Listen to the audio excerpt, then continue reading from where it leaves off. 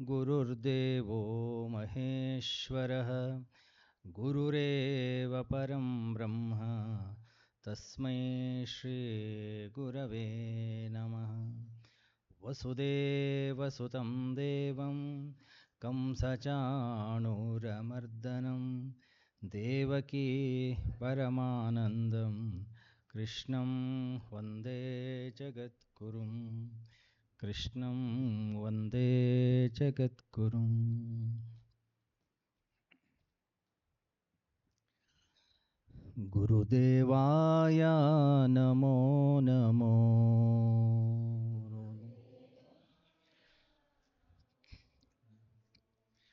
हे परमेश्वर नमो नमो।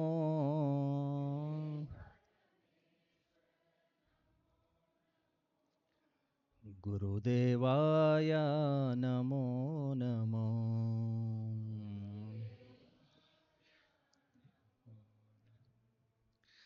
ब्रह्मा विष्णु महेश्वर रूपा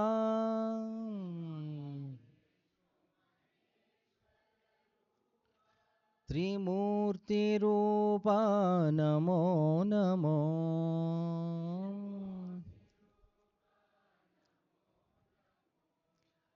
त्रिगुणातीता नमो नमो।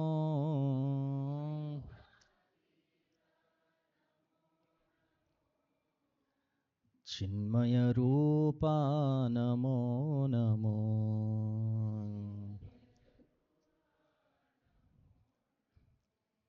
हे परमेश्वर नमो नमो।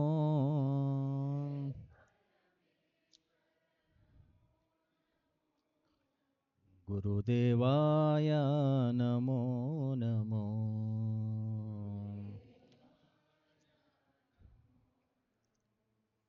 भावातीता भाग्यविदाता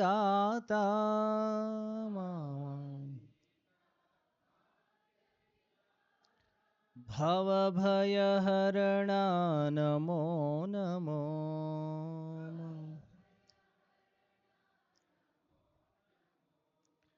त्रिलोकनाथ नमो नमो।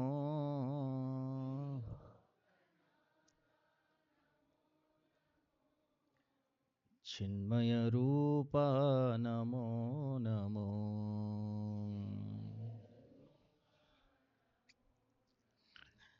हे परमेश्वर नमो नमो।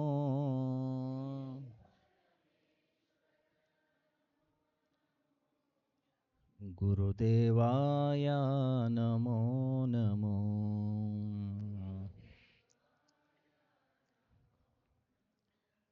गुरुदेवाय नमो नमो।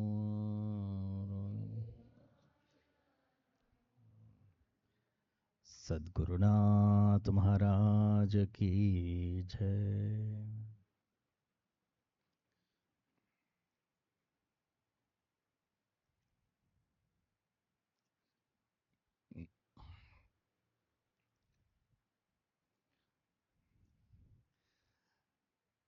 ಸಾಮಾನ್ಯವಾಗಿ ಏನೇನು ಮತ್ತೊಬ್ಬರಿಗೆ ಗೋಚರವಾಗ್ತದೆ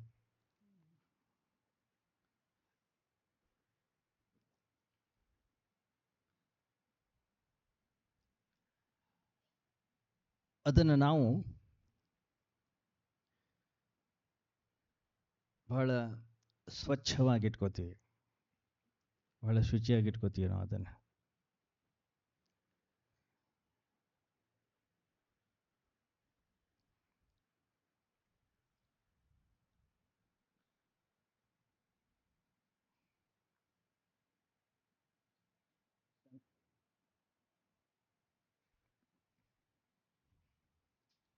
ಸ್ವಾಮೀಜಿ ಕೊಡು, ಬನಶಂಕರ್ ಗುರು ಫೋನ್ ಮಾಡ್ತಾರೆ, ಬಸ್ಸಲ್ಲಿ ಬರ್ತಾರೆ, ದೀಕ್ಷಿತ ಬರ್ತಿದ್ದಾರೆ.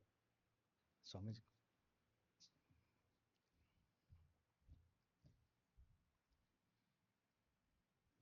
ಯಾವುದೋ ಮತ್ತೊಬ್ಬರಿಗೆ ಗೋಚರವಾಗುತ್ತೆ, ಯಾವುದೋ ಮತ್ತೊಬ್ಬರಿಗೆ ಕಾಣಿಸಲ್ಪಡುತ್ತೆ, ಅದನ್ನು ನಾವು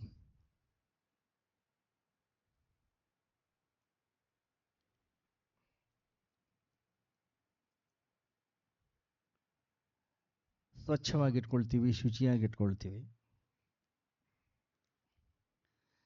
ನಮ್ಮ ಬಟ್ಟೆ ಸಾಧ್ಯವಾದಷ್ಟು ಯಾವಾಗಲೂ ಶುಚಿಯಾಗಿಟ್ಕೊಳ್ತೀವಿ. ನಮ್ಮ ಶರೀರ ಯಾವಾಗಲೂ ಕೂಡ ಸ್ವಚ್ಛವಾಗಿಟ್ಕೊಳ್ತೀವಿ. ನಮ್ಮ ಮನೆ ಯಾವಾಗಲೂ ಶುಚಿಯಾಗಿಟ್ಕೊಳ್ತೀವಿ. ಯಾರಾದರೂ ಹೇಳ್ದೆ ಕೇಳದೆ ನಮ್ಮ ಮನೆಗೆ ಯಾರಾದರೂ ಬರ್ತೀನಿ ಅಂದರೆ ನಾವು ಅವ್ರಿಗೆ ಹೇಳ್ತೀವಿ, ಪ್ಲೀಸ್ ಹೇಳಿ ಬನ್ನಿ. ಯಾಕೆ ನೀವೆಲ್ಲಿ ಹೋಗ್ತೀರಿ? ಕೆಲಸಕ್ಕೆ ಹೋಗ್ತೀರಾ? ಇಲ್ಲ. ಮತ್ತೆ ಇಲ್ಲ, ನಾವು ರೆಡಿ ಆಗಬೇಕಾಗುತ್ತೆ. ಯಾಕಂದರೆ ಯಾರಾದರೂ ಮನೆಗೆ ಬಂದಾಗ ನಾವು ಇರೋ ರೀತಿ ಅಥವಾ ನಮ್ಮ ಮನೆ ಇಟ್ಕೊಳ್ತಕ್ಕಂಥ ರೀತಿ ಬೇರೆ ಆಗಿರುತ್ತೆ. ನಾವು ಅಷ್ಟೇ ಇದ್ದಾಗ ನಾವಿರ್ತಕ್ಕಂಥ ರೀತಿ ನೀತಿಗಳು ಬೇರೆ ಆಗಿರುತ್ತೆ.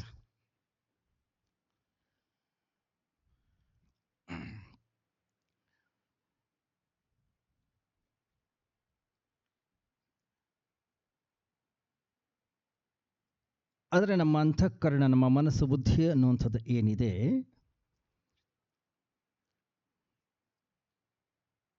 ಯಾರಿಗೂ ಕೂಡ ಕಾಣಿಸೋದಿಲ್ಲ. ಆದ್ದರಿಂದ ಅದರ ಕಡೆಗಿನ ನಮ್ಮ ಲಕ್ಷ್ಯ ಅನ್ನುವಂಥದ್ದು ಏನಿದೆ ಬಹಳ ಕಡಿಮೆ ಇದೆ. ಹೇಗೆ ಸ್ವಲ್ಪ ಗಲೀಜಾದ್ಕೊಳ್ಳೆ ಬಟ್ಟೆಯನ್ನು ಶುದ್ಧ ಮಾಡ್ಕೊಳ್ತೀವೋ ಅಥವಾ ಕೈ ಗಲೀಜಾದ್ಕೊಳ್ಳಿ ಹೇಗೆ ನಾವು ವಾಶ್ ಮಾಡ್ಕೊಂಡು ಬರ್ತೀವೋ, ಅದೇ ಥರ ಮನಸ್ಸು ಕೂಡ ಹೊಲಸಾಗುತ್ತೆ. ರಾಗದ್ವೇಷಗಳು, ಸುಖ ದುಃಖಗಳು, ಘರ್ಷಣೆಗಳು, ಭಿನ್ನಾಭಿಪ್ರಾಯಗಳು. ಮನಸ್ಸು ಹೊಲಸಾಗಲಿಕ್ಕೆ ಇಂಥದ್ದೇ ಕಾರಣ ಬೇಕು ಅನ್ನೋಂಥದ್ದು ಇಲ್ಲ. ಪ್ರತಿ ದಿವಸ ನಮ್ಮನ್ನು ನೋಡಿ ನಗ್ತಾ ಇದ್ದವ್ರು ಅವರು ಅವತ್ತೇನಾದರೂ ಗಂಭೀರವಾಗಿ ಹೋದರೆ ಸಾಕು, ಅವತ್ತಿನ ದಿವಸದ ಮೂಡ್ ಆಫ್ ಆಗುತ್ತೆ ನಮ್ಮದು.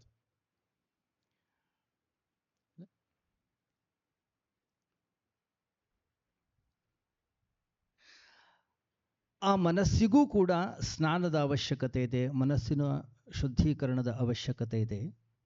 ಅದರ ಕಡೆಗೆ ನಾವೇನು ಗಮನ ಹರಿಸಿದ್ದೀವಿ? ಅದರ ಕಡೆಗೆ ಏನು ನಮ್ಮ ಪ್ರಯತ್ನ? ಪೂಜ್ಯ ಡಿ ವಿ ಜಿ ತಮ್ಮ ಒಂದು ಕಗ್ಗದಲ್ಲಿ ಬಹಳ ಚೆನ್ನಾಗಿ ಹೇಳ್ತಾರೆ, ದೇವ ಮಂದಿರ ಭಜನೆ ಪೂಜೆ ಪ್ರಸಾದಗಳು ಜೀವನದ ಅಲಂಕಾರ, ಮನಸ್ಸಿನುದ್ಧಾರ. ಭಾವವಂ ಕ್ಷುಲ್ಲ ಜಗದಿಂ ಬಿಡಿಸಿ ಮೇಲೊಯ್ಯುವುದು ಆವುದಾದೊಡಮಳಿತು ಮಂಕುತಿಮ್ಮ.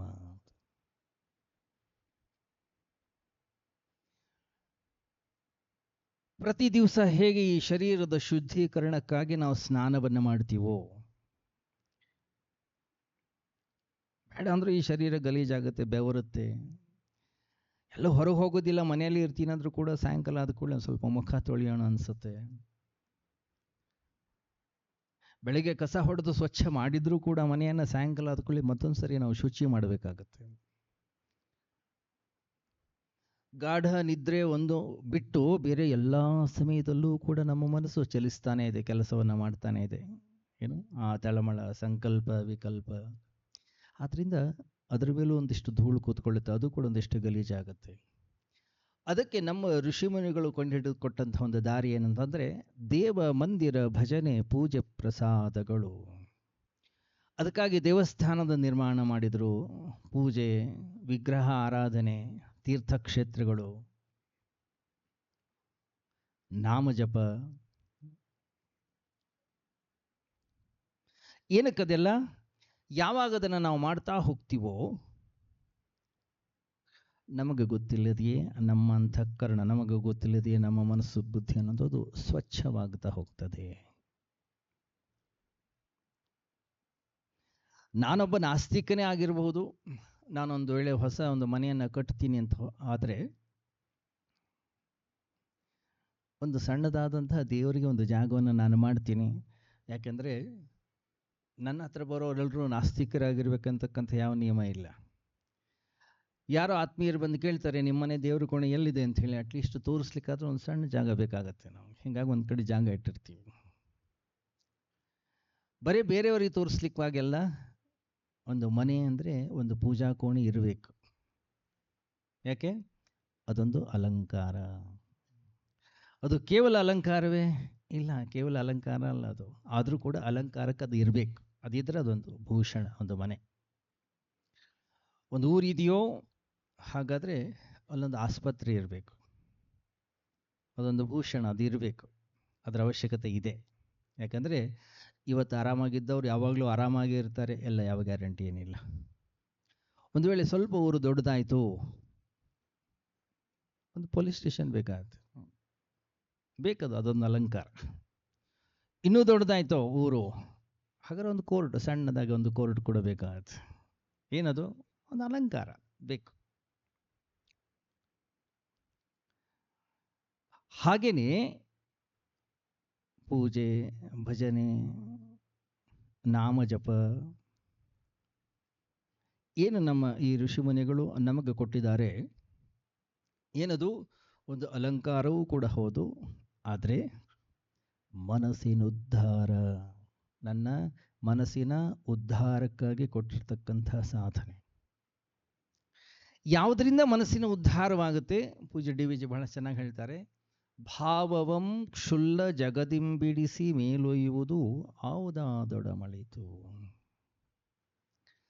ಸಾಮಾನ್ಯವಾಗಿ ನಮ್ಮ ಅಂತಃಕರಣ ಯಾವಾಗಲೂ ಕೂಡ ಹೊರಗಡೆ ಜಗತ್ತಿನ ಕಡೆಗೆ ಹರಿತಾ ಇರುತ್ತೆ, ವಸ್ತುಗಳ ಕಡೆಗೆ, ವಿಷಯಗಳ ಕಡೆಗೆ, ವ್ಯಕ್ತಿಗಳ ಕಡೆಗೆ, ಸಂಸಾರದ ಕಡೆಗೆ. ಕ್ಷುಲ್ಲಕವಾಗಿರ್ತಕ್ಕಂಥ ಜಗತ್ತಿನ ಕಡೆಗೆ. ಭಾವವಂ ಕ್ಷುಲ್ಲ ಜಗದಿಂಬಿಡಿಸಿ ಮೇಲೊಯ್ಯುವುದು ಆವುದಾದೊಡಮಳಿತು. ಹಾಗಾದ್ರೆ ಏನು ಸಾಧನೆ ಅಂತಂದ್ರೆ, ನನ್ನ ಅಂತಃಕರಣ, ನನ್ನ ಮನಸ್ಸು ಬುದ್ಧಿಯಲ್ಲಿ ವಿಷಯ ಚಿಂತನೆ ಅನ್ನುವಂಥದ್ದು ಇರಬಾರ್ದು. ನನ್ನ ಅಂತಃಕರಣದಲ್ಲಿ ಸಂಸಾರದ ಚಿಂತನೆ ಅನ್ನುವಂಥದ್ದು ಇರಬಾರ್ದು. ಮತ್ತೆ ಈ ಸಂಸಾರದ ಚಿಂತನೆ ನನ್ನ ಅಂತಃಕರಣ ಮೇಲೆ ಏಳಬೇಕು. ಮೇಲೆ ಹೇಳ್ತಕ್ಕಂತಹ ಸಾಧನೆ ಯಾವುದೇ ಇರಲಿ, ಅದು ಒಳ್ಳೆಯದಂತ, ಅದು ಶ್ರೇಷ್ಠ. ನೀವು ನಾಮ ಜಪವನ್ನು ಮಾಡ್ತಾ ಈ ಜಗತ್ತನ್ನು ಮರೀತಿರೋ, ಈ ಸಂಸಾರವನ್ನು ಮರೀತಿರೋ, ವಿಷಯಗಳನ್ನು ಮರೀತಿರೋ, ಅಡ್ಡಿಲ್ಲ. ಇನ್ನು ಕೆಲವರು ಅಂತಾರೆ, ಇಲ್ಲ ನಮಗೆ ನಾಮ ಜಪ ಎಲ್ಲ ಸ್ವಲ್ಪ ಬರೋದಿಲ್ಲ, ನಾವೊಂದಿಷ್ಟು ಚಿಂತನೆಯನ್ನು ಮಾಡ್ತೀವಿ. ಬಹಳ ಸಂತೋಷ. ಶ್ರವಣ ಮನನಾದಿಗಳನ್ನು ಮಾಡ್ತಾರೆ ಒಂದಿಷ್ಟು ಜನ. ಇನ್ನೊಂದಿಷ್ಟು ಜನ ಕೇವಲ ಮೌನವಾಗಿರುವುದರಲ್ಲಿ ಬಹಳ ಆಸಕ್ತಿಯನ್ನು ತೋರಿಸ್ತಾರೆ. ಬಹಳ ಸಂತೋಷ. ಆದ್ದರಿಂದ ಇದೇ ಶ್ರೇಷ್ಠ, ಇದನ್ನೇ ನೀವು ಮಾಡಬೇಕು ಅಂತಕ್ಕಂತಹ ಯಾವುದೇ ಆ ರೀತಿಯ ಆಗ್ರಹ ನಮ್ಮ ಶಾಸ್ತ್ರದಲ್ಲಿಲ್ಲ. ನಿಮ್ಮ ಸಂಸ್ಕಾರಕ್ಕನುಗುಣವಾಗಿ, ನಿಮ್ಮ ಸ್ವಭಾವಕ್ಕನುಗುಣವಾಗಿ ಯಾವ ಸಾಧನೆ ನಿಮಗೆ ಇಷ್ಟವಾಗುತ್ತೆ ಅದನ್ನು ಮಾಡಿ. ಆದರೆ ಅದರ ಫಲ ಮಾತ್ರ ಇಷ್ಟೇ ಇರಬೇಕು. ಏನಂದರೆ, ಅದನ್ನು ಮಾಡ್ತಾ ಮಾಡ್ತಾ ನಾವು ನಮ್ಮ ಸಂಸಾರವನ್ನು, ನಮ್ಮ ರಾಗದ್ವೇಷಗಳನ್ನು ಮರಿಬೇಕು.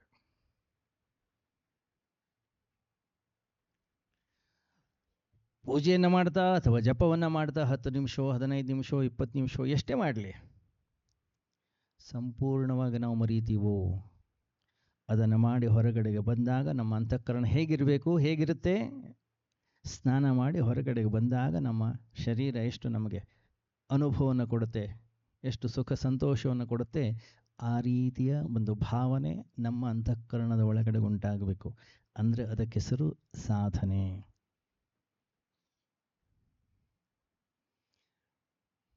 ಗಮನಿಸಿ, ಇಲ್ಲಿ ಒಂದು ಸಣ್ಣ ಸಮಸ್ಯೆ ಏನಪ್ಪ ಅಂತಂದರೆ, ಯಾವಾಗ ನಾನು ಈ ರೀತಿಯ ಏನಾದರೂ ಒಂದು ಸಾಧನೆಯನ್ನು ಮಾಡಲಿಕ್ಕೆ ಅಂಥೇಳಿ ನಾನು ಹೋಗ್ತೀನೋ,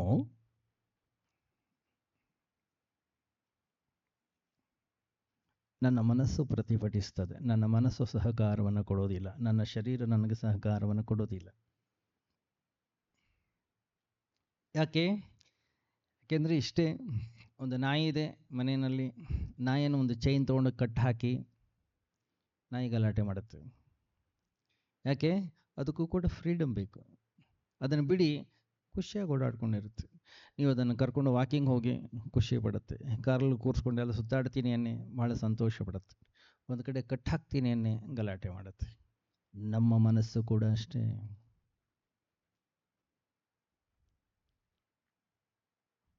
ಸುತ್ತಾಡಿಸ್ತಾರೆ ಅಂಥೇಳಿ ಬಂದಿದ್ದೀವಿ, ಇನ್ನು 1-2 ದಿವಸದಲ್ಲಿ ಗೊತ್ತಾಗುತ್ತೆ ನಮ್ಮ ಮನೆವಾರ. ಎಲ್ಲೂ ಕರ್ಕೊಂಡು ಹೋಗ್ತಾ ಇಲ್ಲ, ಏನೂ ತೋರಿಸ್ತಾ ಇಲ್ಲ ಅಲ್ಲ. ಯಾಕೆ? ಮೊದಲ ದಿವಸ, 2ನೇ ದಿವಸ, 3ನೇ ದಿವಸ ಈ ಬೆಟ್ಟ ಗುಡ್ಡಗಳು ಈ ಸುಂದರವಾಗಿರುತ್ತೆ, ಇದೆಲ್ಲ ಭಾಳ ಸುಂದರವಾಗಿ ಕಾಣಿಸ್ತಾ ಇರುತ್ತೆ. 4ನೇ ದಿವಸ ನಮ್ಮ ಮನೆ ಎದುರುಗಡೆ ಗುಡ್ಡ ಥರನೇ ಕಾಣಿಸ್ಲಿಕ್ಕೆ ಶುರು ಆಗುತ್ತೆ.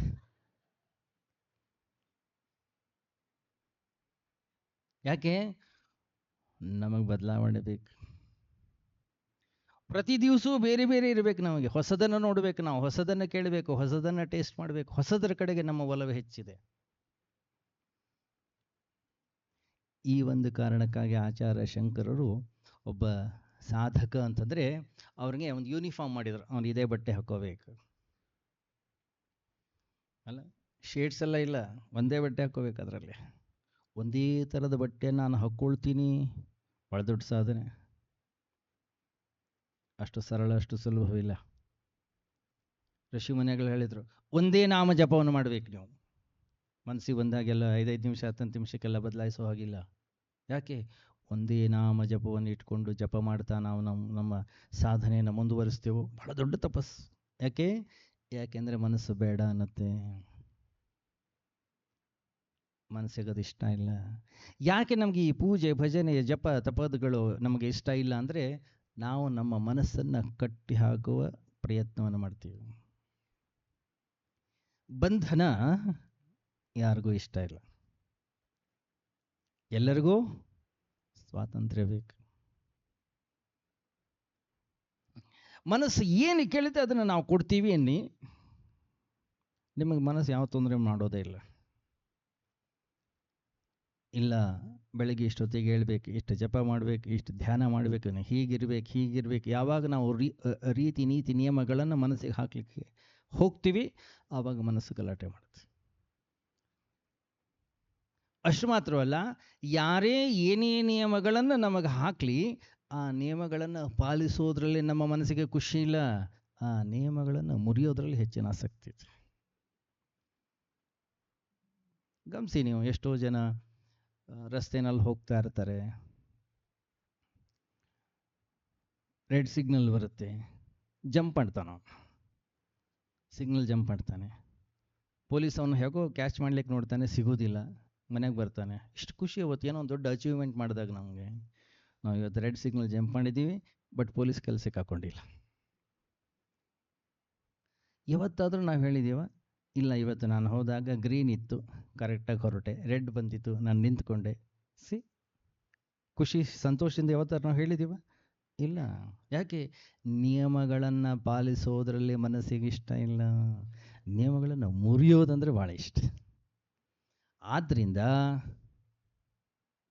ಯಾರೇ ಗುರುಗಳು, ಸಜ್ಜನರು, ದೊಡ್ಡವರು, ಅವರು ಇವರು ಅಲ್ಲೆಲ್ಲ ಹೋಗೋದು ಅಂದರೆ ಸ್ವಲ್ಪ ಕಿರಿಕಿರಿ ನಮಗೆ. ಯಾಕೆಂದರೆ ಅವರು ಒಂದಿಷ್ಟು ನಿಯಮಗಳನ್ನು ಹೇಳ್ತಾರೆ, ಹಿಂಗಿರಬೇಕು, ಹೀಗಿರಬೇಕು.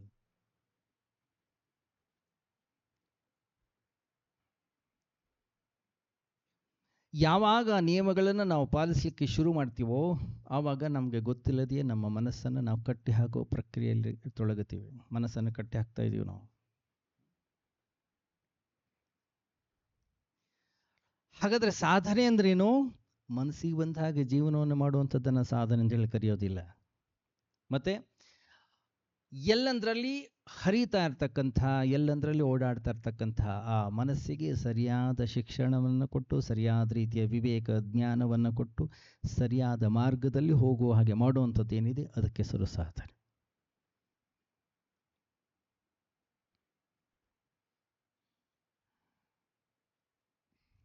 ಅದೇ ಬಹಳ ಕಷ್ಟ.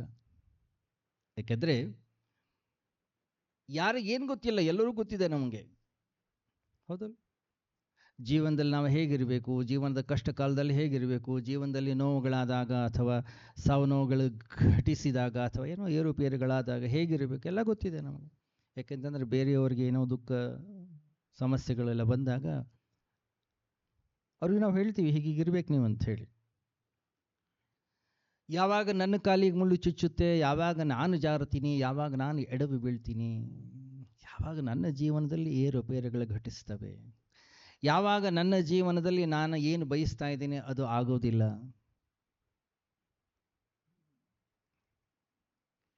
ಆವಾಗ ಗೋಳಾಡ್ಲಿಕ್ಕೆ ಶುರು ಮಾಡ್ತೀವಿ, ಆವಾಗ ಅಳ್ಲಿಕ್ಕೆ ಶುರು ಮಾಡ್ತೀವಿ, ಆವಾಗ ಹೇಳ್ತೀವಿ ಯಾಕಿದು, ಯಾಕೆ ಹೀಗೆ ನಡೀತಾ ಇದೆ, ನಾನು ಅಂದ್ಕೊಂಡಾಗ ಯಾಕೆ ನಡೀತಾ ಇಲ್ಲ, ಘಟಿಸ್ತಾ ಇಲ್ಲ.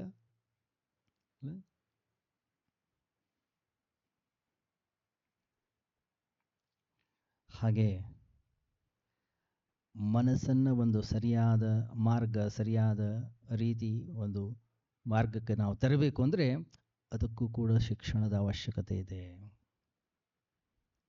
ಆ ಮನಸ್ಸಿಗೆ ಸರಿಯಾದ ತರಬೇತಿಯನ್ನು ಕೊಡಲಿಕ್ಕಾಗಿ ಒಬ್ಬೊಬ್ಬರು ಒಂದೊಂದನ್ನು ಆರಿಸ್ಕೊಂಡಿದ್ರು. ಅದೇ ರೀತಿಯಲ್ಲಿ ಪೂಜ್ಯ ಗುರುದೇವ್ ಭಗವದ್ಗೀತೆಯನ್ನು ಆರಿಸ್ಕೊಂಡ್ರು.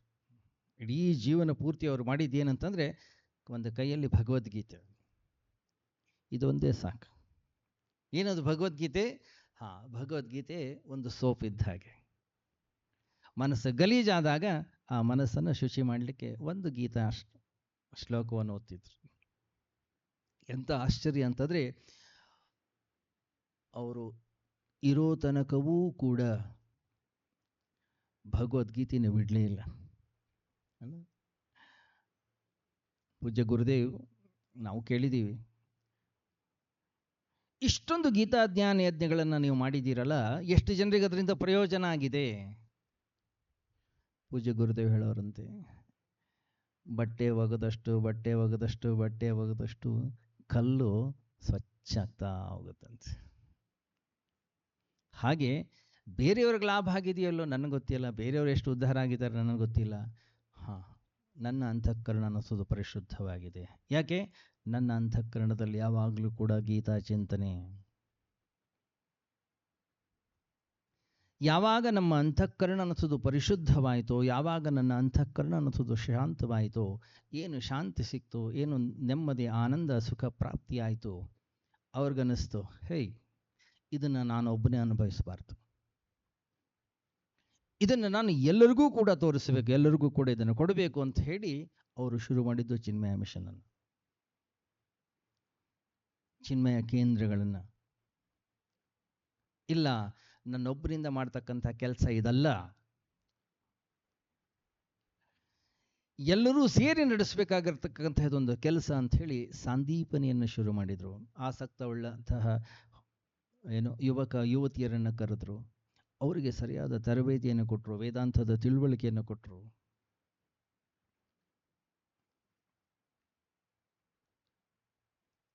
ಇದರಿಂದ ನೀವು ಕೂಡ ಲಾಭವನ್ನು ಪಡೀರಿ, 4 ಜನರಿಗೆ ನಿಮಗೇನು ಲಾಭ ಆಗಿದೆ ಅದನ್ನು ತಿಳಿಸಿ. ಒಂದು ವೇಳೆ ಪೂಜ್ಯ ಗುರುದೇವ್ ಆ ರೀತಿಯ ಕೆಲಸವನ್ನು ಮಾಡಿಲ್ಲದೆ ಇದ್ದಿದ್ದರೆ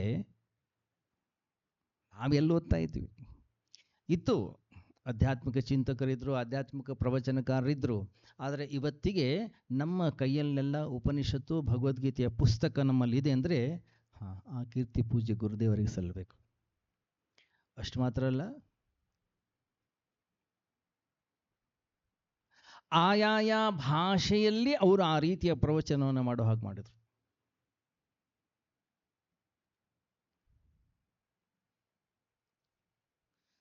ಎಪ್ಪತ್ತರ ದಶಕದಲ್ಲಿ ಪೂಜ್ಯ ಬ್ರಹ್ಮಾನಂದಜಿ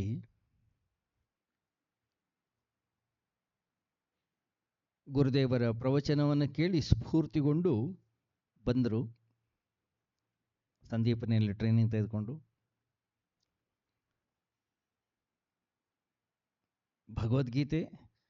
ಗೀತೆಯ ಜೊತೆಗೆ ಕಗ್ಗದ ಅದೊಂದು ಸಭೆಯನ್ನು ಸೇರಿಸಿದ್ರು.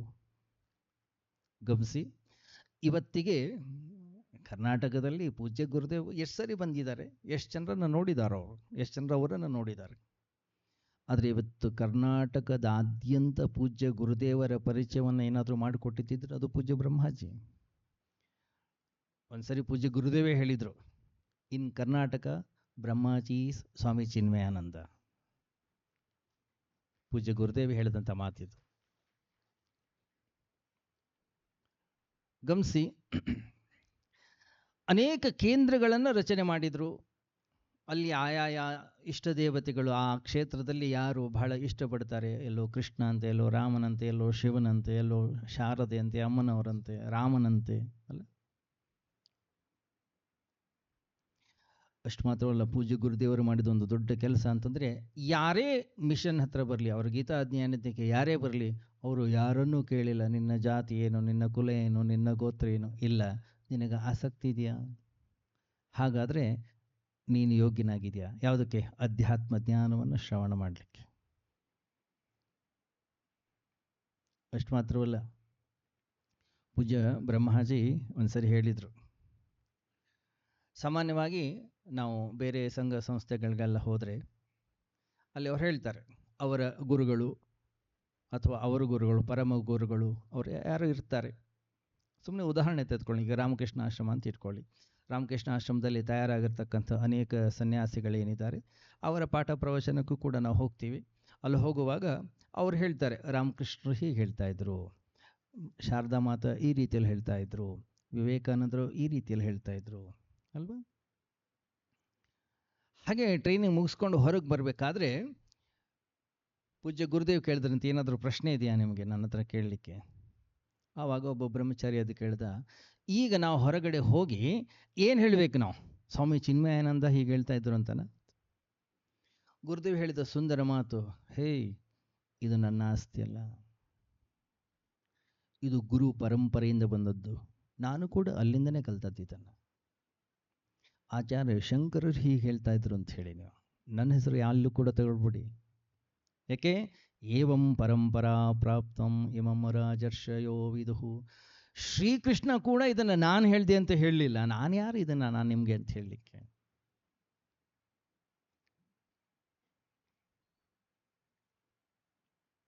ಆದರೆ ಒಂದು ಏನದು, ನಿಮಗೇನು ಲಾಭ ಆಗಿದೆ ಅದನ್ನು ಹಂಚಬೇಕು, ನೀವು 4 ಜನರಿಗೆ ತಿಳಿಸಬೇಕು.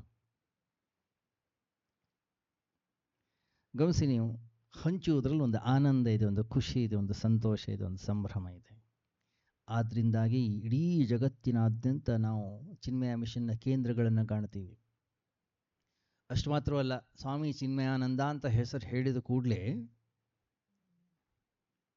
ಯಾರ್ಯಾರು ಗುರುದೇವರ ಪ್ರವಚನವನ್ನು ಕೇಳಿದ್ದಾರೆ, ಯಾರ್ಯಾರು ಗುರುದೇವರ ಸಂಪರ್ಕಕ್ಕೆ ಬಂದಿದ್ದಾರೆ, ತಕ್ಷಣ ಅವ್ರು ಹೇಳ್ತಾರೆ, ಓ, ನಾವು ಮೆಡ್ರಾಸಲ್ಲಿ ಅವ್ರ ಪ್ರವಚನ ಕೇಳಿದ್ದೆವು, ನಾವು ರಾಂಚಿಯಲ್ಲಿ ಅಟೆಂಡ್ ಮಾಡಿದ್ದೆವು, ನಾವು ಹುಬ್ಳಿನಲ್ಲಿ ಕೇಳಿದ್ದೀವಿ, ನಾವು ಬೆಂಗಳೂರಿನಲ್ಲಿ ಇಂಥ ಕಡೆಗೆ ಪ್ರವಚನಕ್ಕೆ ಹೋಗ್ತಾ ಇದ್ದೀವಿ ನಾವು.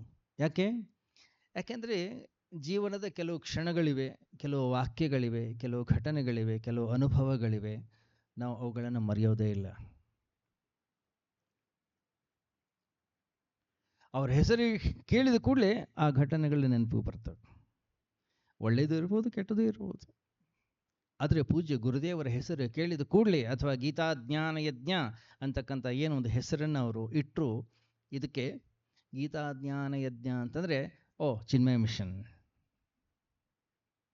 ಅಷ್ಟು ಮಾತ್ರವಲ್ಲ, ಭಗವದ್ಗೀತೆ ಅನ್ನುವಂತಹ ಗ್ರಂಥ ಏನಿದೆ, ಇದು ಪೂಜೆಯನ್ನು ಮಾಡ್ತಕ್ಕಂಥ ಗ್ರಂಥ ಅಲ್ಲ, ಓದಬೇಕಾದಂಥ ಗ್ರಂಥ. ಪೂಜ್ಯ ಗುರುದೇವ್ ಈ ಭಗವದ್ಗೀತೆಗೆ ಬಹಳ ಸುಂದರವಾದ ಹೆಸರನ್ನು ಕೊಟ್ಟರು, ಆರ್ಟ್ ಆಫ್ ಮ್ಯಾನ್ ಮೇಕಿಂಗ್. ಗೀತೆ ಏನು ಹೇಳ್ತಾ ಇದೆ? ಆರ್ಟ್ ಆಫ್ ಲಿವಿಂಗ್, ಹೇಗೆ ನಾವು ಜೀವಿಸಬೇಕು ಅನ್ನುವಂತಹ ಕಲೆಯನ್ನು ಕಲಿಸಿಕೊಡ್ತಾ ಇದೆ ಭಗವದ್ಗೀತೆ. ಆದ್ದರಿಂದ ನಾವು ಇದನ್ನು ಓದಬೇಕು. ಎಷ್ಟೋ ಬಾರಿ ಕೇಳಿದ್ದಾರೆ ಪೂಜ್ಯ ಗುರುದೇವರಿಗೆ, ಏನಕ್ಕೆ ನಾವು ಭಗವದ್ಗೀತೆಯನ್ನು ಓದಬೇಕು, ನನಗೇನು ಅವಶ್ಯಕತೆ ಇದೆ? ಭಗವದ್ಗೀತೆಯನ್ನ ಓದಲಿಕ್ಕೆ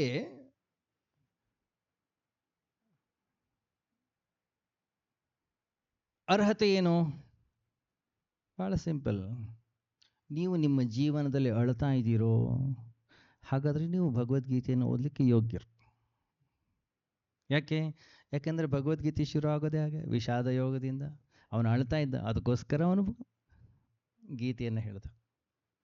ಸಣ್ಣ ಸಣ್ಣ ಘಟನೆಗಳಿಗೆ ನಾವು ನಮ್ಮ ಜೀವನದಲ್ಲಿ ದುಃಖಿಸ್ತಾ ಇದ್ದೀವಿ, ಒತ್ತಡದಲ್ಲಿ ಇಲ್ಲಿದ್ದೀವಿ, ನಾವು ಗೋಳಾಡ್ತಾ ಇದ್ದೀವಿ, ಕಂಪ್ಲೇಂಟ್ ಮಾಡ್ತಾ ಇದ್ದೀವಿ, ಅದು ಸರಿ ಇಲ್ಲ, ಇದು ಸರಿ ಇಲ್ಲ, ಇದು ಹೀಗಾಗಬೇಕಾಗಿತ್ತು, ಅದು ಹಾಗಾಗಬೇಕಾಗಿತ್ತು, ಅಥವಾ ನಾನು ಬಯಸಿದ ಹಾಗೆ ಘಟನೆಗಳು ಘಟಿಸ್ತಾ ಇಲ್ಲ, ಯಾಕೆ ಹೀಗಾಗ್ತಾ ಇದೆ? ಅಷ್ಟು ಸಾಕು. ಏನು?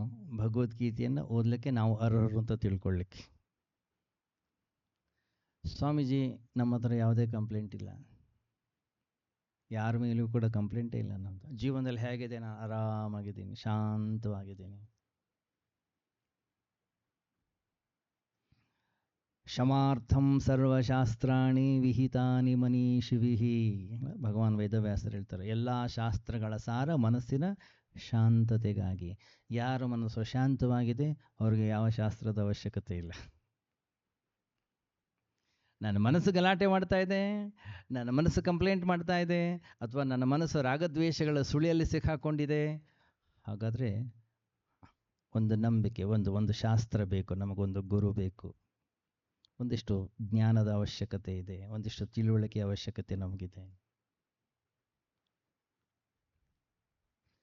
ಆವಾಗ ಮಾತ್ರ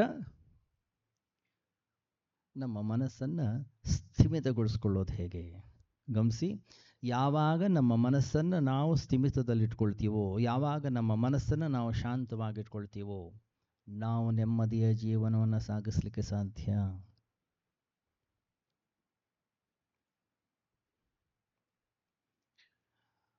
ಆ ಮನಸ್ಸನ್ನು ಸ್ಥಿಮಿತದಲ್ಲಿ ಇಟ್ಕೊಳ್ಳಿಕ್ಕಾಗಿ ಇವಾಗ ಅಥವಾ ಈ ಒಂದು ಶಿಬಿರದಲ್ಲಿ ನಾವು ಉಪಯೋಗಿಸ್ತಾ ಇರ್ತಕ್ಕಂಥ ಸೋಪು, ಅದಕ್ಕೆ ಹೆಸರು ಮೈತ್ರೇಯ ಉಪನಿಷತ್. ನಾವು ಬೆಳಗ್ಗೆ ಕೇಳಿದ್ದೀವಿ ಸ್ವಾಮೀಜಿ ಒಂದು ಇಂಟ್ರೊಡಕ್ಷನ್, ಉಪನಿಷತ್ ಅಂದ್ರೆ ಏನು, ಉಪನಿಷತ್ ಯಾಕೆ ಓದಬೇಕು ನಾವು. ಬಹಳ ಅತ್ಯಂತ ಸುಂದರವಾಗಿರ್ತಕ್ಕಂಥ, ಬಹಳ ಚಿಕ್ಕದಾಗಿರ್ತಕ್ಕಂಥ ಉಪನಿಷತ್ ಅದು. ಈ ಶಿಬಿರದಲ್ಲಿ ನಾವು ಅದನ್ನು ಕುರಿತು ಚಿಂತನೆಯನ್ನು ಮಾಡೋಣ.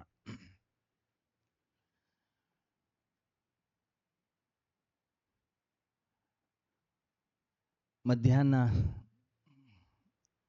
4:15 ನಮ್ಮ ಶಿಬಿರದ ಉದ್ಘಾಟನೆ. ಇವತ್ತು 4:15ರಿಂದ 5 ಅಥವಾ 5:15 ತನಕ ಕಾರ್ಯಕ್ರಮ. ಅನಂತರ ಸಾಯಂಕಾಲದ ಸತ್ಸಂಗ. ನಾಳೆ ಬೆಳಗ್ಗೆ 3 ಕ್ಲಾಸ್ಗಳು, ಉಪನಿಷತ್ತಿನ ತರಗತಿಗಳು ಇರುತ್ತವೆ. ಪೂಜ್ಯ ಗುರುದೇವರ ಒಂದು ಸಾನ್ನಿಧ್ಯ. ಈ ಸಾನ್ನಿಧ್ಯದಲ್ಲಿ ಎಷ್ಟು ಮೌನವಾಗಿರ್ತೀವೋ ನಾವು, ಅಷ್ಟು ಅವರ ಸಾನ್ನಿಧ್ಯವನ್ನು ನಾವು ಅನುಭವಿಸಲಿಕ್ಕೆ ಸಾಧ್ಯವಿದೆ. ಆದ್ದರಿಂದ ಸಾವಿರಾರು ಕಿಲೋಮೀಟರ್ ದೂರದಿಂದ ನಾವು ಇಲ್ಲಿ ಬಂದಿದ್ದೀವಿ. ಇಲ್ಲಿ ಬಂದಾಗ ಆಶ್ರಮದಲ್ಲಿ ಆಶ್ರಮವಾಸಿಗಳಾಗಿರೋಣ. ನನ್ನ ಗಂಡ, ನನ್ನ ಹೆಂಡತಿ, ನನ್ನ ಮಕ್ಕಳು, ನಮ್ಮವರು, ಅವ್ರು ಇವರು ಎಲ್ಲ ಇದ್ದಾರೆ. ಯಾರು ಎಲ್ಲೋ ಹೋಗೋದಿಲ್ಲ. ನೀವು ಬಿಡ್ತೀನಂದ್ರೆ ಅವ್ರು ಬಿಡೋದಿಲ್ಲ ನಮ್ಮನ್ನು. ಇರಲಿ, ಅದೆಲ್ಲ ಇಲ್ಲೊಂದು ಕ್ರಮ ಇತ್ತು ಮುಂಚೆ.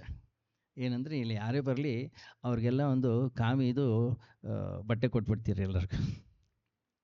ಈ 8 ದಿವಸ ನೀವು ಸನ್ಯಾಸಿಗಳು ಅಂತ.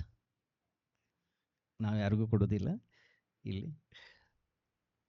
ಆ ರೀತಿಯಲ್ಲಿ ಜೀವನವನ್ನು ಮಾಡಲಿ, ಆ ರೀತಿಯ ಜೀವನವನ್ನು ನಾವು ಮಾಡಬೇಕು ಅಲ್ಲ. ಅಂತಹ ಪವಿತ್ರವಾದ ಈ ಕ್ಷೇತ್ರಕ್ಕೆ ನಾವು ಇಲ್ಲಿ ಬಂದಿದ್ದೀವಿ.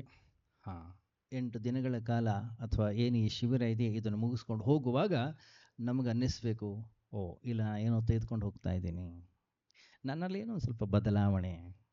ಹೌದಲ್ಲ? ಆ ನಿಟ್ಟಿನಲ್ಲಿ ನಾವು ಒಂದು ಪ್ರಯತ್ನವನ್ನು ಮಾಡೋಣ. 12ವರೆಗೆ ಭಿಕ್ಷೆ.